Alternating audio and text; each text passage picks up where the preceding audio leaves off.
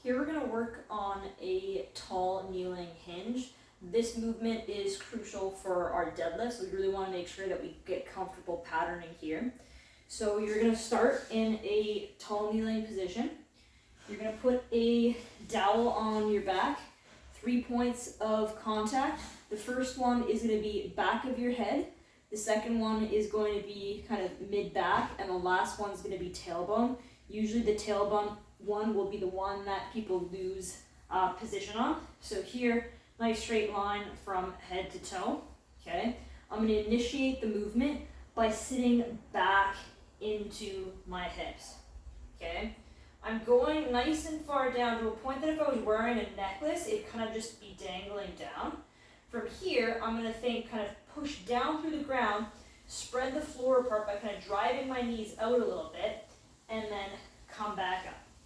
Okay, a little bit of tension on my glutes to bring myself into full hip extension. Again, initiating the movement, reaching back towards that back wall, come back up. Okay.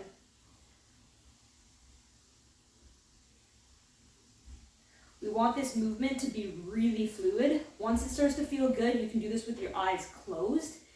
What will often happen is if we lose that rib to hip connection, or if we round through our back, you'll notice when I hinge through, I lose that tailbone connection, okay?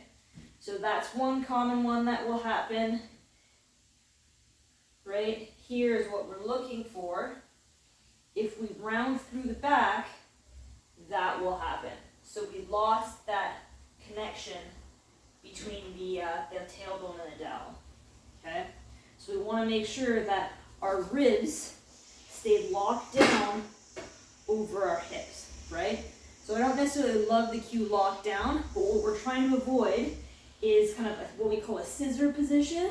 So we want to think kind of keep stacked with that ribs over the pelvis position. What happens when we hinge back, if we lose that, right there we're in extension through the back. So this can either go one of two ways. Either we, as I said before, we round through the back and lose that back piece, or we extend and lose space in the mid-back. So make sure you keep an eye on both of those.